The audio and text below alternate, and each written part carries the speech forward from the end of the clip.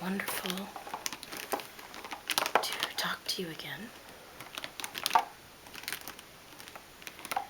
I have some Copic markers here and 4 tubs. I'm going to sort them in by color. I knew that was going to happen. Marker down. Let's see if I can reach it. Get it with my foot. And I thought we would just do a talking version so that we could have a little rambly chat with this one, since it's been quite a long time since I posted anything. Just kind of check in and give you an update.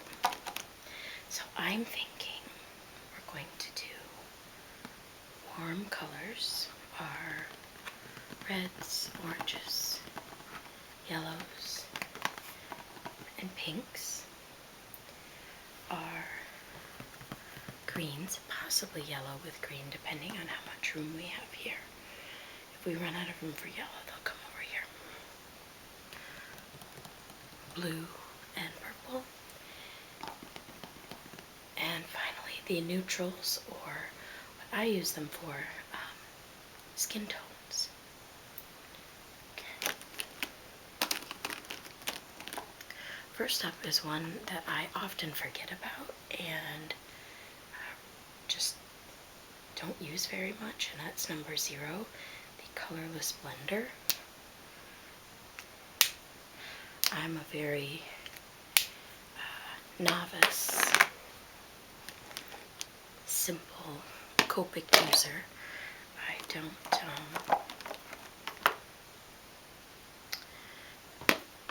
have great skills, so if I'm blending, I'll typically only blend 2 colors. For example, like 2 purples that are in a similar family. Now one of these is a BV, a blue violet, and one's just a violet, so maybe not the best example. So this, like V9 and V17, I might try my best to blend those, but other than that, I don't get too fancy schmancy with it. Yeah, I'm not skilled enough to really know how to use that one a whole lot. Let's see. Let's try the yellow here, and then we'll adjust. So I go for the Copic sketch markers. If you watch a lot of craft videos, which I do, you might hear them referred to as Copics. I've always said Copic. I don't really know which way's right or wrong. I just tend to say Copic. Could be my, accent, my northern cities.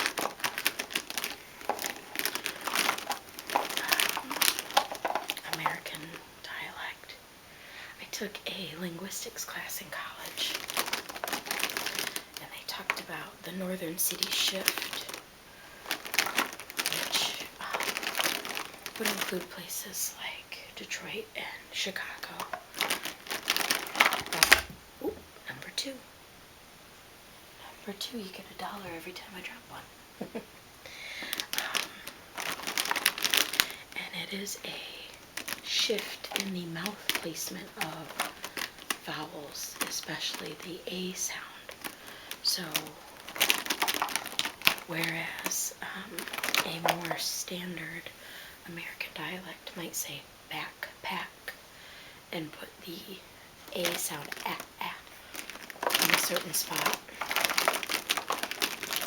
people with the northern city shift dialect get a real sound to it, so backpack.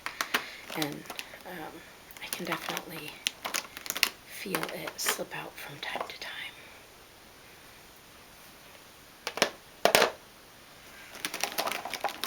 I hope that you are not experiencing the heat wave that the Great Lakes region has had lately. It is a doozy.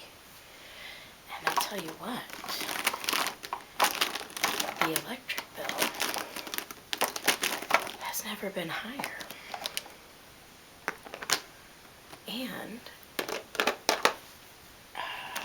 just chaotic timing of a broken condensate pump on the air conditioner. So my electric company has an app where you can check every day approximately how much you've spent. And I always find it fascinating to look at. I like to check in on it. And I try to run, on average, about a $2 day. For me, you know, less is of course better, but that's pretty typical. And one day before I had discovered that the pump, I might have said pipe earlier, the condensate pump was broken, I got on the app, and it was a $9 day, almost $10. And I thought, what in the world? Well, thankfully, the room that the air conditioner's in the basement, I had to get something out of there anyway. And here's my baby girl taking a bath. She gets all snotty when she's taking a bath. I had to check if that was teal or green. That is a blue-green, 18, called teal blue. I had to go in there, and there was standing water. And so, thankfully, I checked that out and got it repaired. But yeah, the 2 or 3 days that took was expensive. Golly. So, this is fascinating. So they label, like they had the BV for blue violet, or just V for violet, they have B for blue and blue green as BG. So I will probably put this abyss green with the greens, but this B39 Persian blue with the blues. I figure I keep all the tubs together anyway, so if there's something I'm looking for, you know, I can always find it. So I wanted to give you a little update of why I've been away for a while. And one of the reasons, I can't divulge too much, I think there are hints on my channel as to what my 9-to-5 job is, but I won't necessarily say it, but I feel like, you know, it would be possible to figure out. So while I don't actually have clients, I'll use that term to protect whom I do work with. So for 2 years in a row, I've been given a client with very extreme support needs. We'll put it that way. Last year, very verbally harsh. See, now that one I had to check. That's a green 00. I love that one, by the way. The really, really light ones, very, very light green and the light blue, I just love. Wax white G20. I knew it had something to do with wax. And I felt like I was just not recovering from that experience last summer when our working session, our contract, so to speak, expired.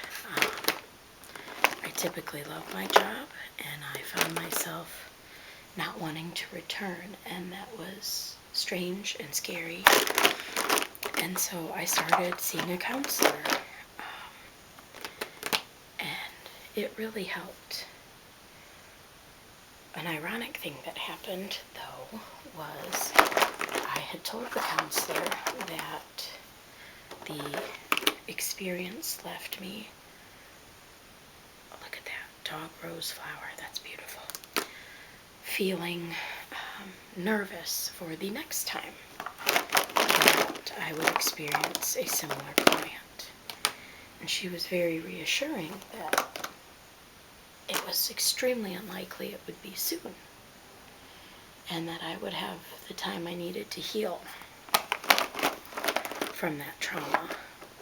Look at that, BG10 Cool Shadow.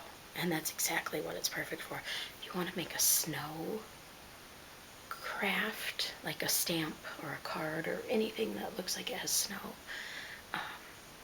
and you want to give a little dimension of the white, you actually use this very, very faint blue, and it's beautiful. Well, intuition is not something to ignore, because on my list of clients for this past year was another extreme example. This time, different challenges, different stresses, different concerns, which overall I can reflect on made it easier, but no less stressful in the moment. And thankfully, with my counselor, I had developed some tools. There's that BG000 Pale Aqua, just gorgeous. Let me uncap that. So you can see a chisel tip side, which I rarely use. I find it too thick for the detail work I'm trying to do. And then the pointed tip, I don't know what you call that, brush tip. However, I'm not gonna lie, it does something to the psyche to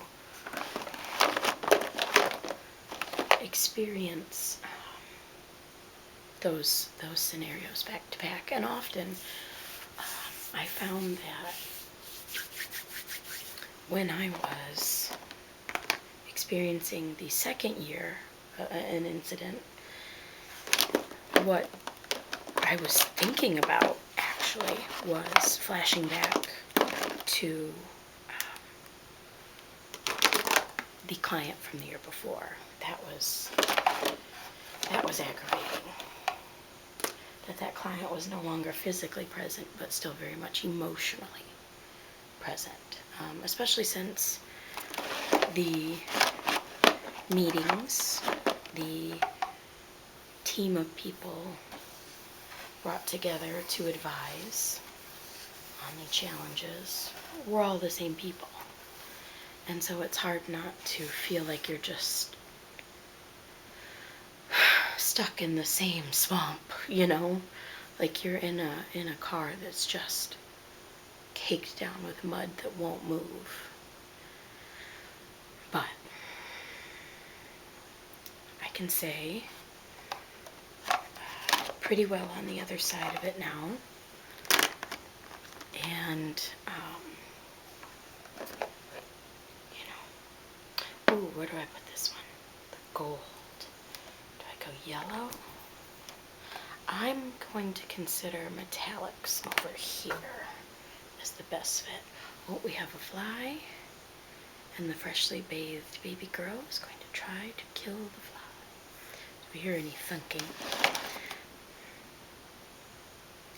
So, while you might think this one is an orange, the E, I believe, is for earth tone. Light Mahogany 07, so that indicates to me that that should go over here in the neutrals. If it's not earth tone, I apologize.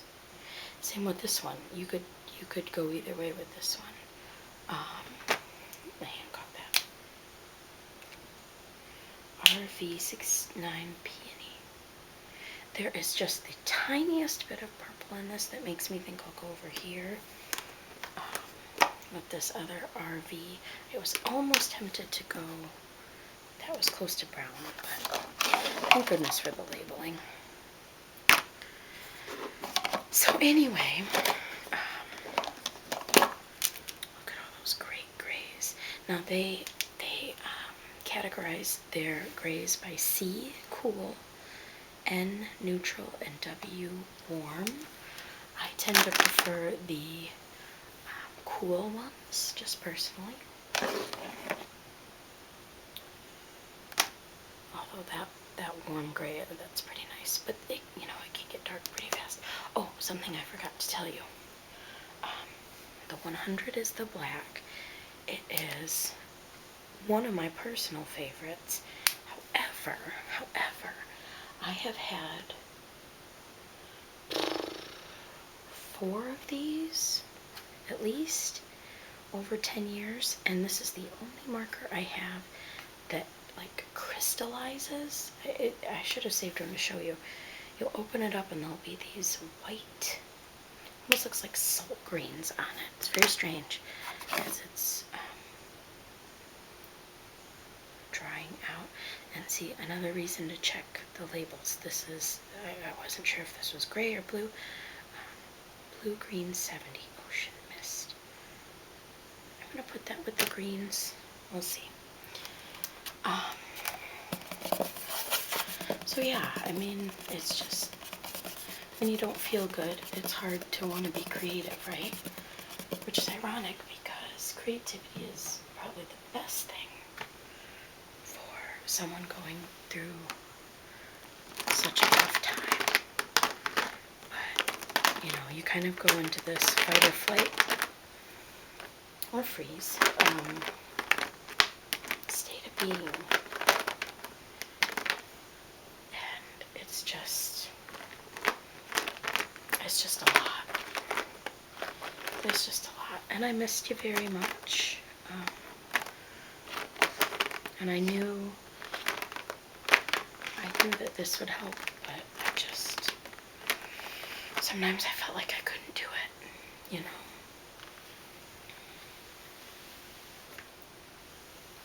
Look at these beautiful greens.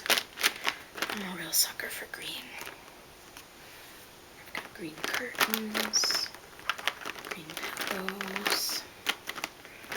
Most of my walls are painted in one form of green or another. It's just so fresh and lovely. So part 2 to my little sabbatical, we could call it, is I've discovered something called Persistent Drive for Autonomy. Sometimes the PDA is also called pathological demand avoidance. I think some people prefer one term over the other. I kind of use them interchangeably. I was actually looking up things about ADD and ADHD for a client, and I came across TikToks about this term. And funny enough, it really resonated with me. And the best example I have found to use when speaking to people at work who don't have any experience with it, and unfortunately often because of that tend to think that it's fake, which really ticks me off. You know,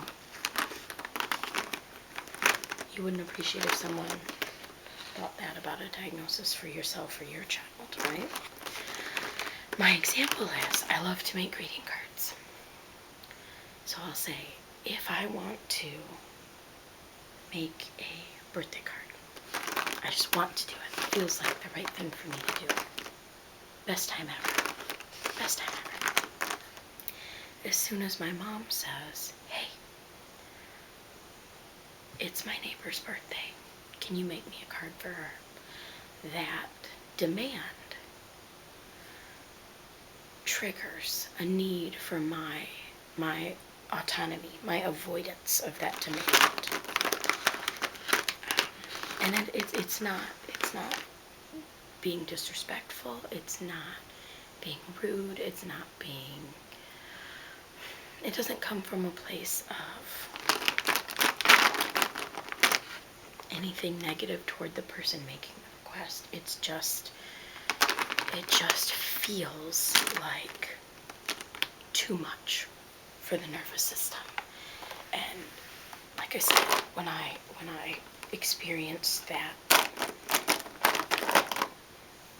strong relation to the definition of it, I went, oh my gosh, I feel that way all the time. You know, if I want to work on a project for 6 hours because I choose to, no big deal. Successful, wonderful, fantastic. Tell me to do it for 10 minutes, and because you told me, it's the last thing in the world I want to do.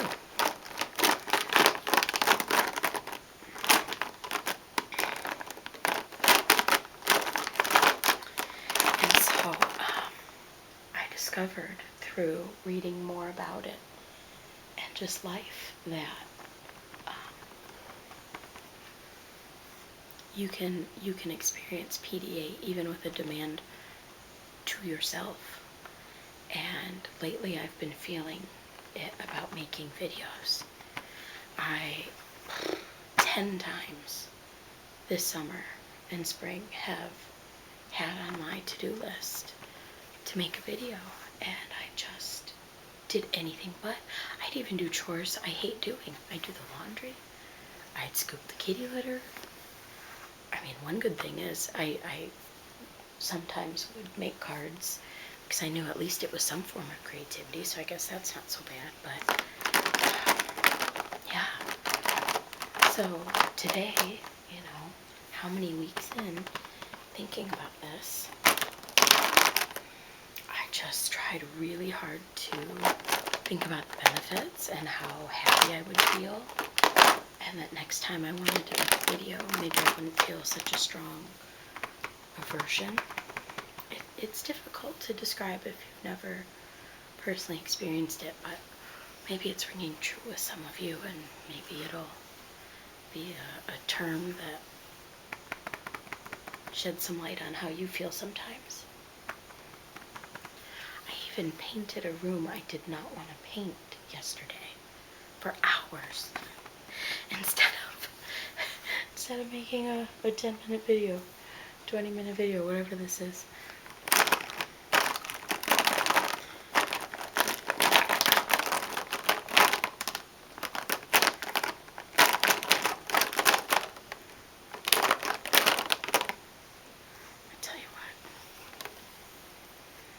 Brain is a fascinating place.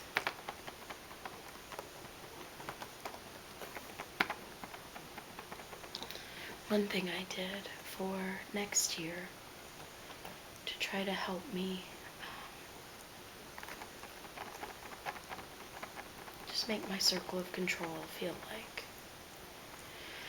it was at least something instead of what happened the last 2 years. People who worked with the clients that are available to me next year actually consulted my team and I on, okay, here's the list. Pick your poison, so to speak. And I did my research, ladies and gentlemen. I did my research so that I could go in armed with information, and I tried to go with clients where I'd worked with a family member, so I had some background knowledge there, or maybe in the hallway I would speak to that client and try to get a little information. And it's funny because I probably came off as a little bossy.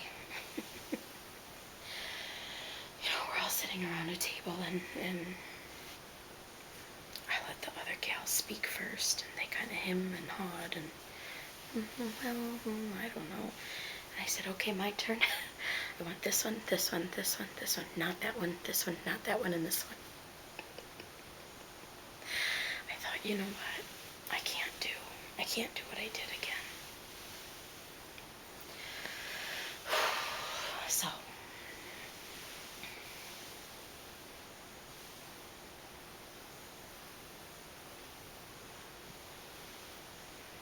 we'll see.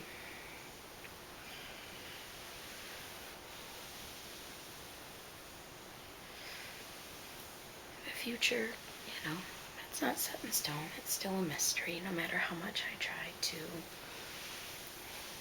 have control. I know I don't. But, I don't know. I just felt I had to do something. One thing that is hopeful, though, is a change at the top level in my building. My boss present tense, has left. And that was something that in counseling I didn't expect to actually find peace with and look forward to.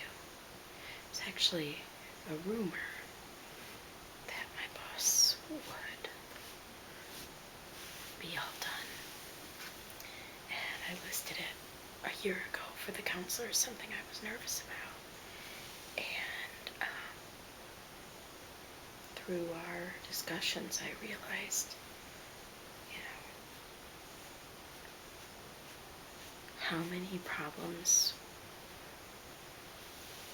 actually had an origin with poor leadership.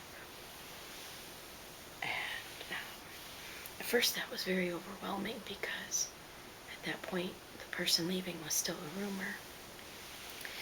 And it made me feel hopeless that once I realized that person leaving would be beneficial, but what if they didn't?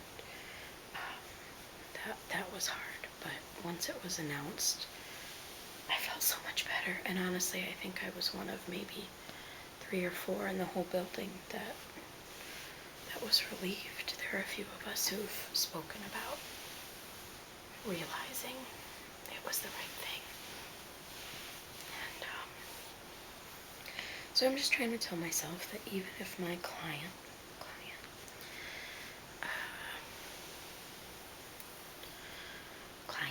I should say, even if one of them starts displaying behaviors similar to my past experiences, that it could be handled much, much differently.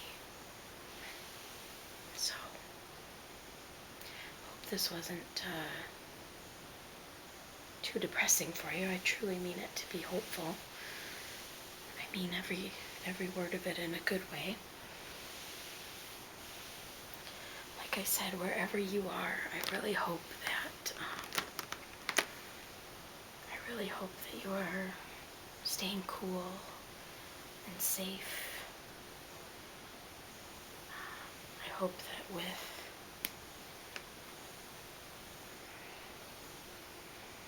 what's going on in the world, you can find your moments of reprieve and joy. It's very overwhelming sometimes. And by sometimes, I mean every moment of every single waking hour.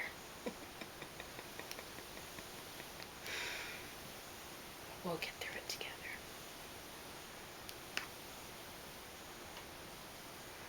And I'll do my best to keep seeing you because it heals my heart to do this. It puts me in a calm, happy place. Thank you for being here. You make a difference.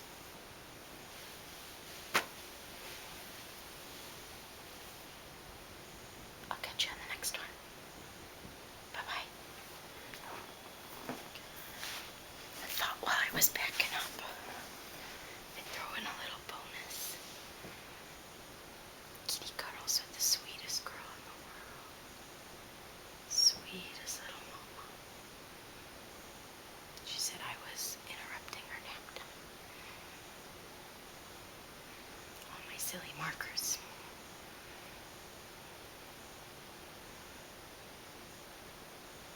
Love this girl. She's a tortoiseshell pattern.